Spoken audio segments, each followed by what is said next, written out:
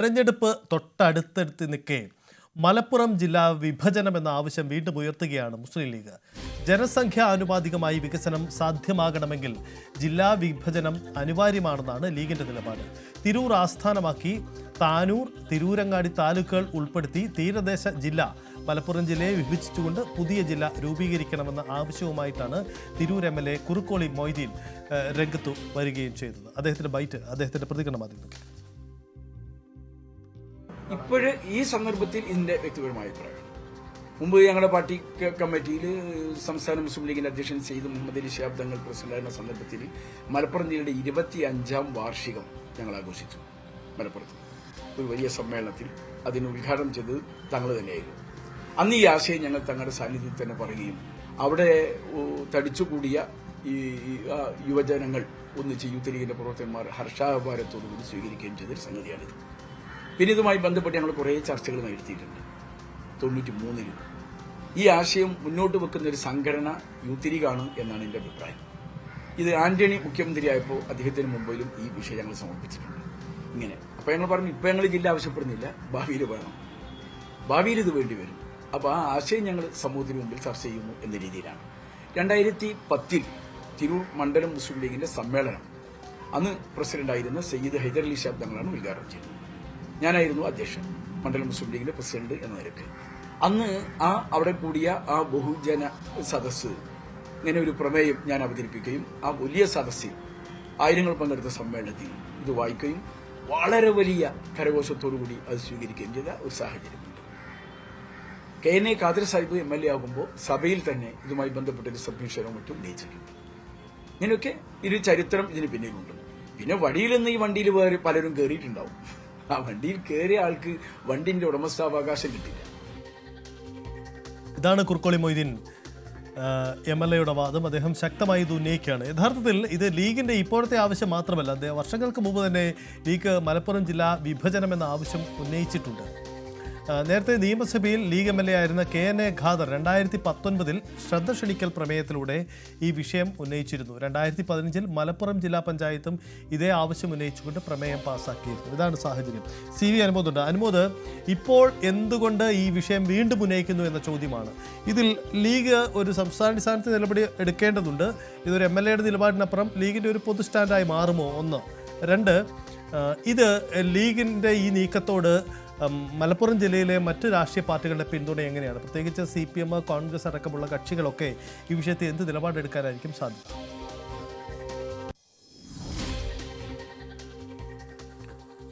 സജിത്ത്, ഇതിൽ ഏറ്റവും പ്രധാനപ്പെട്ട ഒരു കാര്യം, league MLA Tirur MLA Kurukkoli Moideen അദ്ദേഹത്തിന്റെ വ്യക്തിപരമായ ഒരു അഭിപ്രായം എന്ന നിലയിലാണ് ഇത് അവതരിപ്പിക്കുന്നതെങ്കിലും നമുക്കിതിന്റെ രാഷ്ട്രീയം കൃത്യമായിട്ട് അറിയാം. തെരഞ്ഞെടുപ്പ് തൊട്ടടുത്ത് നിൽക്കുമ്പോൾ ഒരു MLA ഇങ്ങനെ പറയുന്നത് കൃത്യമായിട്ടും രാഷ്ട്രീയമായിട്ട് ചലനങ്ങൾ ഉണ്ടാക്കും. ഇത് ലീഗ് ഇത് ഓൺ ചെയ്യുന്നില്ല ഒരു പക്ഷേ എന്നൊക്കെ ഇപ്പോൾ പറയുമെങ്കിൽ പോലും ഇതിന്റെ പ്രതികരണം എങ്ങനെയുണ്ട് എന്നതുകൂടി അറിയാൻ വേണ്ടിയായിരിക്കാം ലീഗ് അത്തരത്തിലൊരു സ്റ്റാൻഡ് എടുക്കുന്നത്. സ്വാഭാവികമായിട്ടും ഈ ഒരു ജില്ലാ വിഭജനം എന്ന ആവശ്യം ഇതാദ്യമായിട്ടല്ല ലീഗ് ഉന്നയിക്കുന്നത്. നമ്മൾ മുൻപ് പലപ്പോഴും കുറുക്കോളി മൊയ്തീൻ അദ്ദേഹത്തിന്റെ വാക്കുകളിൽ തന്നെ സൂചിപ്പിച്ചതുപോലെ പലപ്പോഴും ഈ ഒരു ആവശ്യം മുന്നോട്ട് വെച്ചിട്ടുണ്ട്. കാരണം 45 ലക്ഷത്തിലധികം പേരാണ് അനൌദ്യോഗികമായിട്ട് ഇതിലുള്ള കണക്കുകളിൽ മലപ്പുറം ജില്ലയുടെ ജനസംഖ്യ. ഇത് മറ്റ് പല ജില്ലകളുടെയും ഇരട്ടിയാണ്. അപ്പോൾ സ്വാഭാവികമായിട്ടും ഒരു ജില്ലയ്ക്ക് കിട്ടുന്ന ആ ഫണ്ട് അതുകൊണ്ട് ഈ ജില്ലയിലെ വികസന പദ്ധതികൾ പൂർണ്ണമായിട്ടും നടപ്പിലാകുന്നില്ല. പലപ്പോഴും പല പ്രതിസന്ധികളും ഉണ്ടാകുന്നുണ്ട്. മെഡിക്കൽ കോളേജിന്റെ വിഷയത്തിലാകട്ടെ, ജില്ലാ പഞ്ചായത്തിന്റെ ഫണ്ട് വിതരണത്തിന്റെ കാര്യത്തിലാകട്ടെ, അങ്ങനെ ഓരോ പഞ്ചായത്ത് അംഗങ്ങൾക്ക് വരെ ലഭിക്കുന്ന തുകയുടെ കണക്കിലൊക്കെ ഇതിന്റെ കുറവുണ്ട്. സ്വാഭാവികമായിട്ടും ഒരു ജില്ല 2ആയിട്ട് വിഭജിക്കുമ്പോൾ കൂടുതൽ ആനുകൂല്യങ്ങൾ കിട്ടുന്നു, കൂടുതൽ ഭരണ സംവിധാനങ്ങൾ വരുന്നു, കൂടുതൽ ആളുകളിലേക്ക് ഭരണത്തിന്റെ നേട്ടങ്ങൾ എത്തുന്നു എന്നീ കാര്യങ്ങളൊക്കെയാണ് ലീഗ് ഇതിന്റെ ആവശ്യമായി ഉന്നയിക്കുന്നത്. ഇതിലേറ്റവും പ്രധാനപ്പെട്ട ഒരു കാര്യം, ഈ ഒരു വിഭജനം എന്ന ആവശ്യം ഉന്നയിച്ച് മുൻപ് 10 വർഷം മുമ്പ് SDPIയും വലിയ തോതിൽ ഒരു പ്രതിഷേധം നടത്തുകയും ഒരു യാത്ര നടത്തുകയും ഹർത്താൽ നടത്തുന്ന സാഹചര്യമൊക്കെ ഉണ്ടായിരുന്നു. അപ്പോൾ ആ ഒരു വിഷയത്തിൽ ലീഗ് അനൌദ്യോഗികമായിട്ട് ഇത് ആവശ്യപ്പെടുന്നു എന്ന് വേണം നമ്മൾ ഈ ഘട്ടത്തിൽ കരുതുവാൻ. ലീഗിന്റെ നേതൃത്വം ഒരുപക്ഷെ ഇതുമായി ബന്ധപ്പെട്ട് ഇപ്പോൾ ഞങ്ങൾക്ക് അങ്ങനെ നിലപാടുണ്ട് എന്ന് തുറന്ന് സമ്മതിക്കില്ല. പക്ഷേ ലീഗിന്റെ ഒരു ആവശ്യം തന്നെയാണ് ഈ ജില്ലാ വിഭജനം എന്നുള്ളത്. ഇതിന് മറുവശത്തേക്ക് നോക്കുമ്പോൾ കോൺഗ്രസ് ഈ വിഷയത്തിൽ വളരെ തന്ത്രപരമായ മൗനം പാലിക്കുകയാണ് ചെയ്യുന്നത്. കോൺഗ്രസ് ഈ വിഷയത്തിൽ പ്രതികരിക്കുകയില്ല, അക്കാര്യത്തിൽ ഇപ്പോഴൊന്നും പറയാനില്ല എന്ന നിലപാടിലാണ്. ഇടതുപക്ഷമാവട്ടെ മുൻപ് ഓരോ തവണയും ഈ വിഷയം വരുമ്പോൾ അതിനെ ശക്തമായിട്ട് എതിർക്കുകയാണ് ചെയ്തിട്ടുള്ളത്. കാരണം വിഭജനം എന്നതല്ല ഒരു ഇപ്പോഴത്തെ സർക്കാരിൻ്റെ അല്ലെങ്കിൽ ഇപ്പോഴത്തെ ഈ സംവിധാനത്തിൻ്റെ രീതിയുടെ ഒരു ആസൂത്രണത്തിലുള്ളത് വിഭജിച്ചുകൊണ്ടുള്ള ഇത് വേണ്ടത് എന്ന നിലപാട് തന്നെയാണ് ഇടതുപക്ഷം സ്വീകരിക്കുന്നത്. BJP ആകട്ടെ ഇത് അടിമുടി എതിർത്തുള്ള ഒരു നിലപാടുമാകും സ്വീകരിക്കുക.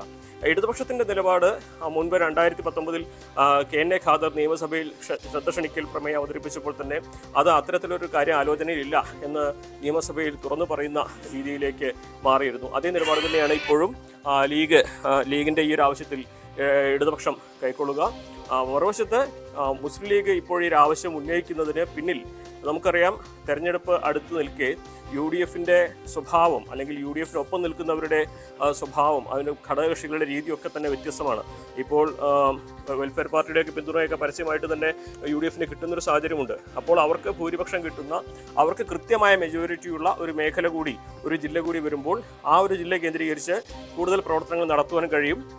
കൂടുതൽ ഇപ്പോൾ നിലവിൽ അവർ പറയുന്നത് തിരൂർ കേന്ദ്രീകരിച്ച് തീരദേശത്തെ 3 താലൂക്കുകൾ കൂട്ടിച്ചേർത്തൊരു ജില്ല എന്നുള്ളതാണ്. അതിനപ്പുറം വരാനുള്ള സാധ്യതയും ഒരുപക്ഷെ ചർച്ചകളിലൊക്കെ വന്നേക്കാം. അങ്ങനെയാണെങ്കിൽ പൂർണ്ണമായിട്ടും അവർക്ക് മേധാവിത്വം കിട്ടുന്ന, രാഷ്ട്രീയമായിട്ട് അവർക്ക് മേധാവിത്വം കിട്ടുന്ന തരത്തിലുള്ള സ്വഭാവം അതിനുണ്ടാകുമെന്നുള്ളതാണ് ഇടതുപക്ഷത്തെ സംബന്ധിച്ചും BJPയെ സംബന്ധിച്ചും ഒക്കെ എതിർക്കാനുള്ള ഒരു പ്രധാനപ്പെട്ട ഒരു കാരണം. എന്താണെങ്കിലും ഈ വിഷയത്തിൽ ലീഗ് ഔദ്യോഗികമായിട്ട് പ്രതികരിക്കാത്തതിന്റെ കാരണവും അത്തരത്തിലൊരു ആരോപണം വരും എന്നുള്ളത് കൊണ്ടാണ്.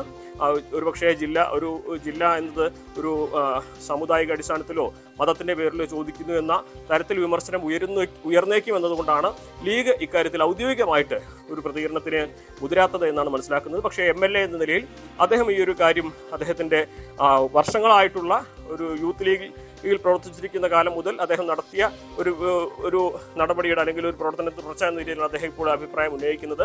സ്വാഭാവികമായിട്ടും വരും ദിവസങ്ങളിൽ ഇത് വലിയ ചർച്ചകൾക്ക് വഴിവെക്കുന്ന കാര്യത്തിൽ തർക്കമൊന്നുമില്ല. സജി, അനുമോദ്, ഇത് രാഷ്ട്രീയപരമായ ഒരു ആവശ്യത്തിനപ്പുറം ഇതിന് കണക്കിന്റെ പിന്തുണ എത്രമാത്രമുണ്ട് ഈ ആവശ്യത്തിന്? മലപ്പുറം വലിയ ജില്ലയാണ്, ജനസംഖ്യ വർദ്ധിക്കുന്ന ജില്ലയാണ്, ആനുപാതികമായി മറ്റു ജില്ലകളെ അപേക്ഷിച്ച് വേഗത്തിൽ ജനസംഖ്യാ വർധനമുണ്ടാകുന്ന ജില്ലയാണ്. അങ്ങനെയുള്ള കണക്കുകളൊക്കെ ഉണ്ട്. പക്ഷേ ഒരു ജില്ല പുതിയതായി രൂപീകരിക്കണമെങ്കിൽ സർക്കാരിന് ചില മാനദണ്ഡങ്ങളുണ്ടല്ലോ. സംസ്ഥാനത്ത് അത് വലിയ സാമ്പത്തിക ചിലവുണ്ടാക്കും എന്ന കാര്യത്തിൽ തർക്കമില്ല, അത് ഒരു വശത്ത്. പക്ഷേ അതിനപ്പുറം ജില്ല വിഭജിച്ചാൽ വികസനം കൂടുതൽ വരുമെന്ന വാദത്തിൽ എന്തെങ്കിലും കഴമ്പുണ്ടോ? നിലവിലെ മലപ്പുറത്തിന്റെ അവസ്ഥയുമായി താരതമ്യം ചെയ്യുമ്പോൾ ഇതിനെ ഏതെങ്കിലും തരത്തിൽ ഈ കണക്കുകളുടെ പിന്തുണ ഈ ആവശ്യത്തിന് ഉണ്ടോ എന്ന് നമുക്ക് കരുതാൻ കഴിയുമോ?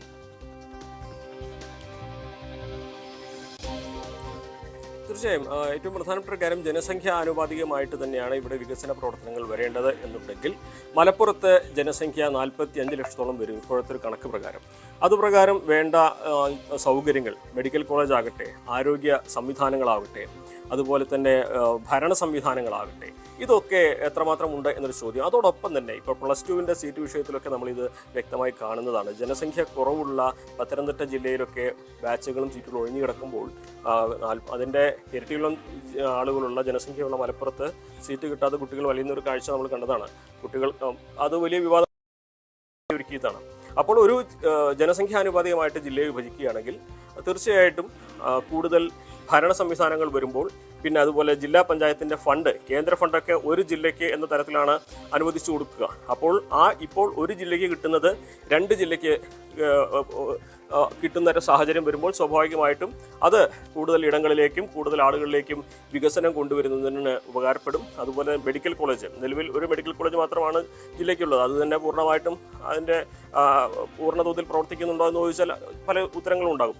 പക്ഷേ മറ്റൊരു മെഡിക്കൽ കോളേജ് കൂടി വരാനുള്ള സാധ്യത, അത്തരത്തിൽ ജില്ല കേന്ദ്രീകരിച്ച് കൂടുതൽ വികസന പ്രവർത്തനങ്ങൾ, കൂടുതൽ സംവിധാനങ്ങൾ ഒരുക്കും, അത് വരും എന്നുള്ള കാര്യത്തിൽ സംശയമില്ല. പക്ഷേ ഇവിടെ എങ്ങനെ ഈ ഒരു ജില്ല നിലവിലുള്ള മലപ്പുറം വിഭജിച്ചു വേണോ, അതോ മലപ്പുറത്തിൻ്റെയും പാലക്കാടിൻ്റെയും ജനസംഖ്യ ആനുപാതികമായിട്ടുള്ള പ്രദേശങ്ങൾ കൂട്ടിച്ചേർത്ത് വേണോ എന്നുള്ള ചോദ്യങ്ങളൊക്കെയാണ് ഉയരുന്നത്. PV അൻവർ മാസങ്ങൾക്ക് മുൻപ് ഇത്തരത്തിലൊരു ആവശ്യം തന്നെ മുന്നോട്ട് വെച്ച് അദ്ദേഹത്തിൻ്റെ പ്രസ്ഥാനം നടത്തിയിരുന്നു. മലയോര മേഖലകൾ കൂട്ടിച്ചേർത്ത് തിരുവമ്പാടിയും അരീക്കോടും മഞ്ചേരിയും നിലമ്പൂരും ഒക്കെ ഉൾപ്പെടുത്തിയ ഒരു ജില്ല വേണം. അതുപോലെ തന്നെ വടകര കേന്ദ്രീ, അങ്ങനെ ഓരോ മേഖലകളിൽ ജനസംഖ്യാനുപാതികമായിട്ടുള്ള വികസനം എത്തണമെങ്കിൽ ഇങ്ങനെ വിഭജനം വേണം എന്നൊരാവശ്യം KN ഖാദറിന്റെ ശ്രദ്ധ ക്ഷണിക്കലും അത്തരത്തിൽ തന്നെയായിരുന്നു. മൂവാറ്റുപുഴയും മലപ്പുറവും അങ്ങനെ വിഭജിക്കണം എന്ന തരത്തിലേക്കായിരുന്നു. മൂവാറ്റുപുഴ കേന്ദ്രീയ ഒരു ജില്ല വേണം, ഒപ്പം മലപ്പുറം വിഭജനം വേണമെന്ന തരത്തിലായിരുന്നു. അപ്പോൾ ജനസംഖ്യാനുപാതിക്ക് നോക്കുമ്പോൾ ജില്ലാ വിഭജനം എന്നത് വികസന പ്രവർത്തനങ്ങൾക്ക് അനിവാര്യമായ ഒന്ന് തന്നെയാണ്. പക്ഷേ ഏതെങ്കിലും ഒരു വിഭാഗങ്ങൾ മാത്രം കേന്ദ്രീകരിക്കുന്ന തരത്തിൽ ആ മേഖലകൾ മാറുമോ എന്നുള്ള ഒരു ആശങ്ക രാഷ്ട്രീയ പാർട്ടികൾക്കുണ്ട്, പ്രത്യേകിച്ച് ഇടതുപക്ഷത്തിനും BJPക്കും ഒക്കെ ഉണ്ട്. അത് വലിയ തോതിൽ ചർച്ചയാകുന്ന ഒരു സാഹചര്യം വരും എന്നുള്ളതും ഇതിന്റെ മറുവശമായിട്ട് കാണേണ്ടതുണ്ട്. അനുമോദ്, സമാനമായി നമുക്കുള്ള ഒരനുഭവം പത്തനംതിട്ട ജില്ലയുടെ രൂപീകരണമാണ്. അവിടെ അതിന് ചില രാഷ്ട്രീയ കാരണങ്ങളും ചില ഭൗതിക ഭൂമിശാസ്ത്രപരമായ കാരണങ്ങളും ഉണ്ടായിരുന്നു. സമാനമായ കാരണങ്ങൾ മലപ്പുറത്തുണ്ടോ എന്ന ചോദ്യം. പക്ഷേ മലപ്പുറം ജില്ലാ വിഭജനം എന്ന ആവശ്യത്തെ അംഗീകരിക്കണമെങ്കിൽ അതൊരു വലിയ പൊളിറ്റിക്കൽ മൂവായി കൂടി മാറേണ്ടതുണ്ട്. കാരണം അത് ലീഗ് മാത്രം ഉന്നയിച്ചുകൊണ്ട് ആ ആവശ്യം നടക്കാൻ സാധ്യതയില്ല. ലീഗും കോൺഗ്രസും CPM ഒക്കെ എന്ത് നിലപാടെടുക്കുന്നത് എന്നുകൂടി ഇക്കാര്യത്തിൽ പ്രസക്തമാവും. പ്രത്യേകിച്ച് ഒരു UDF സർക്കാർ നിലവിൽ വരുമ്പോൾ ഒരുപക്ഷെ ലീഗിന് ഈ ആവശ്യം ഒന്നുകൂടി ശക്തമായി ഉന്നയിക്കാം. പക്ഷേ കോൺഗ്രസിന് പിന്തുണ നൽകുമോ എന്ന ചോദ്യമാണ്. ഇതിനകം തന്നെ മലപ്പുറം ജില്ലയിലെ കോൺഗ്രസിൻ്റെ സാന്നിധ്യം പ്രതിസന്ധിയിലാണ് എന്നൊരു രാഷ്ട്രീയ സാഹചര്യം നിലനിൽക്കെ വീണ്ടും ലീഗിന് ആധിപത്യമുള്ള ഒരു ജില്ല എന്ന ആവശ്യത്തോട് കോൺഗ്രസ് ഏതെങ്കിലും തരത്തിൽ യോജിക്കാനുള്ള സാധ്യതയുണ്ടോ?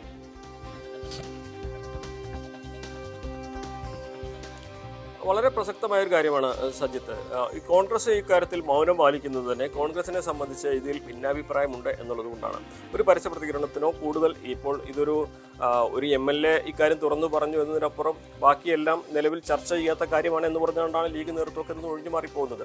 പക്ഷേ കോൺഗ്രസിനെ സംബന്ധിച്ച് അങ്ങനെ ഒരു ജില്ലാ രൂപീകരണം എന്നുള്ളത് അവരെ സംബന്ധിച്ച് ഗുണം ചെയ്യുന്ന ഒന്നല്ല എന്ന് തന്നെ വേണം കരുതും. എന്നാൽ അങ്ങനെ ചിന്തിക്കാനുള്ളൊരു കാരണം നിലവിൽ ജില്ലയുടെ ഭാഗമായിട്ടുള്ള 16 മണ്ഡലങ്ങളിൽ UDFന്റെ മണ്ഡലങ്ങളിൽ കോൺഗ്രസിൻ്റേതായിട്ടുള്ളത് ഇപ്പോൾ പൊന്നാനി തിരൂർ മേഖലകൾ കേന്ദ്രീകരിച്ച പൊന്നാനിയും തവനൂരുമാണുള്ളത്.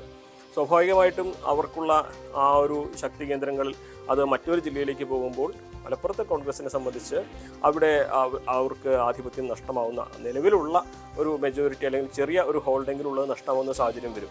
മാത്രമല്ല പുതിയ ജില്ല രൂപീകരിക്കുകയാണെങ്കിൽ ആ ഒരു ജില്ല പൂർണ്ണമായിട്ടും ലീഗിനൊക്കെ വലിയ ശക്തി കേന്ദ്രമായിട്ട് നിൽക്കാവുന്ന ഒരു സാഹചര്യം വരും. ശരി, അനുമോദിലേക്ക് വരാം. മുൻ